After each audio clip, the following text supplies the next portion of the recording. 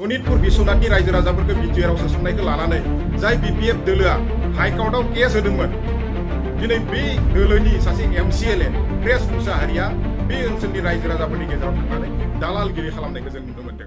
आरो दिनै गहपुरा आंनि थाखाय गोदान नङा, मानोना आं बे जायगायावनो थानानै देरनाय। 30 बोसोरनि सिगांनो बे जायगानिफ्राय आन्दलनाव दिनै आं ओंखारलांदोंमोन। हाग्रा बंग्रा थानानै जेरैबायदि जोंहा बिटि सिङाव गोलैनाय माखासे जिल्लाफोरा जेरैबायदि जौगाबाय कमिउनिकेसनखौ लानानै लामा दालां कलेज इउनिभारसिटि माखासे फरायसालिफोर गोबां जाबाय, खिन्थु दिनै जों दिनै गहपुरनि रायजो राजा आन्दलननि गेजेरजों मा थांनाय 17टा बोसोराव सनितपुर आरो बिश्वनाथ जिल्लानि बर'फोरखौ बोरैहाय मोनसे बदनाम होनानै दोनलांदों, बे बदनामखौ दिनैबो सनितपुर आरो बिश्वनाथ जिल्लानि बर' रायजो राजाफोरा मावाखै।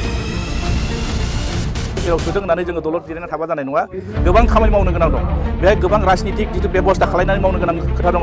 दिनै बेहाय माखासे दिनैसिमबो डिस्ट्रिक्टआ क्लियार नङा, दिनैसिमबो सार्केल अफिसा क्लियार नङा, आरो बबे समयखियाव जागोन, बिसिडिसिया मा जागोन, आरो बिनि हा हुआ बबे सार्केलनि सिङाव गोलैगोन, बेबो सम्पूर्ण बेबस्थाखौ मोजाङै मावफुंनायनि बाथ्रा दं। बिपिएफनि एमसिएलए प्रेस मुसाहारि बिथाङा गहपुराव थांनानै रायजो राजाफोरनि गेजेराव बायदिसिना नंखाय बाथ्रा बुंहैनानै भट बिनायखौ जों नुनो मोन्दों। दा गतिके बे समाव आं बेखौसो बुंनो लुबैदों जे जाय बिपिएफ दोलोआ थांनाय 2020 मायथाइनि 27 जानुवारियाव जानाय जि सुक्ति बिटिआर सुक्ति, बे बिटिआर सुक्तिखौ नंखाय बेयो मोनसे भुवा सुक्ति होननानै रायजोफोरनि गेजेराव बांसावला बायदोंमोन। सनितपुर बिश्वनाथनि रायजो राजाफोरखौ बिटिआरआव सोसननायखौ लानानै जाय बिपिएफ दोलोआ हाइकर्टआव केस होदोंमोन दिनै बे दोलोनि सासे एमसिएलए प्रेस मुसाहारिया बे ओनसोलनि रायजो राजाफोरनि गेजेराव थांनानै दालालगिरि खालामनायखौ जों नुनो मोन्दों। थ' गतिके आं बे समाव खावलायनो लुबैदों बे ओनसोलनि रायजो राजा बिथांमोनखौ, नोंथांमोना बेफोरबायदि बिपिएफनि दालालनिफ्राय एसे साबधान जानाया मोजां। दिनै बिथांमोनजों लोगोसे नोंथांमोननि ओनसोलावबो किसुमान हयथ' दालाल सोमजिगोन, बिथांमोननि बिपिएफनि दालाल, बे बिपिएफनि दालालफोरनिफ्राय नोंथांमोना साबधान जानाया मोजां। मानोना थांनाय 17टा बोसोराव सनितपुर आरो बिश्वनाथ जिल्लानि बर'फोरखौ बोरैहाय मोनसे बदनाम होनानै दोनलांदों, बे बदनामखौ दिनैबो सनितपुर आरो बिश्वनाथ जिल्लानि बर' रायजो राजाफोरा बावाखै। बिथांमोना बिटिसि सुक्ति जानायनि उनाव हाग्रामा महिलारिया सासनाव फैनायनि उनाव बिथांमोना बै ओनसोलनि रायजो राजाफोरखौ बिदेसि होननानै बिथांमोना मोनसे बिमुं होनानै गालांदों। जाय बिदेसि होनना बिमुं होना गालांजानायनि उनाव बे ओनसोलनि रायजो राजाफोरा गोबां दुखु मोननो गोनां जादोंमोन। आरो लोगोसेयावनो बिथांमोनखौ बिदेसि होननानै बिथांमोननि जि जेंना जेंसि, बिसेसकरि हा हुनि जेंना, सोलोंथाइनि जेंना, बै ओनसोलनि रायजो जानायनि जेंना, फरेस्टनि जेंना, जायफोर जेंना दङमोन, बै ओनसोलनि जेंना जेंसिखौ लानानै बिथांमोना माब्लाबाबो बाथ्रा बुंफेरबोआखैमोन। बै ओनसोलनि जेंना जेंसिफोरखौ सुस्रांनो थाखाय बिथांमोना माब्लाबाबो खामानि मावाखैमोन। बरन्स जों दिनै बिथांमोनखौ बै गामिया बिटिआर एकर्डनि गेजेरजों हाबनायनि उनाव दिनै जों बिथांमोनखौ दालालगिरि खालामहैनायखौ नुदों।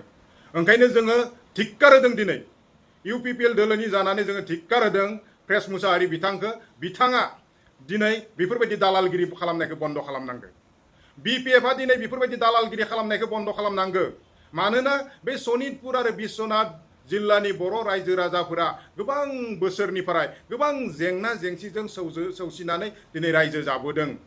दिनै बिटिआर एकर्डआ जानायनि उनाव बिथांमोननि गामिखौ जोङो सोसननो हादों। दिनै गामिखौ सोसनदों नंगौ, खिन्थु बे ओनसोलाव दाबो गोबां जेंना जेंसि दंबावो। हा हुनि जेंना सुस्रांनो गोनां दङ, सोलोंथाइनि जेंना सुस्रांनो गोनां दङ, बिथांमोननि रायजो जानायनि जेंनाफोरखौ सुस्रांनो गोनां दङ। बेवहाय माखासे फसंथान गायसननांगौनि बाथ्रा दङ, लामा दालां बानायनांगौनि बाथ्रा दङ। दिनै बै गासैखौबो जुदि बानायनांगौब्ला दिनै जाय बिटिसिखौ सासन खालामबाय थादों, जाय बिटिआरखौ सुक्ति खालामनानै लाबोदों मानगोनां प्रमद बर' बिथांमोननि जि सरकार बा बे इउपिपिएल सरकार, बे सरकारासो बे जेंना जेंसिफोरखौ सुस्रांनो हागोन।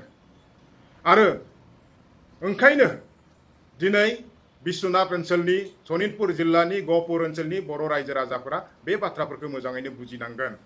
ओंखायनो दिनै आं खावलायनो लुबैदों सनितपुर बिश्वनाथ गहपुर ओनसोलनि बर' रायजो राजाफोरा जाहाथे अरायबो बेनि सायाव सांग्रां जायो आरो बेफोरबायदि दालालखौ जाहाथे हाबनायाव अरायबो बादा होयो, बा बेफोरबायदि दालाला जाहाथे नोंथांमोनखौ थगाय थसि खालामनानै दालालगिरि खालामनानै भट आदाय खालामनो हाया, बेनि थाखाय नोंथांमोना बेनि हेंथायै दिनै जुजिनांगोन, बाथ्रा बुंनांगोन, खामानि मावनांगोन।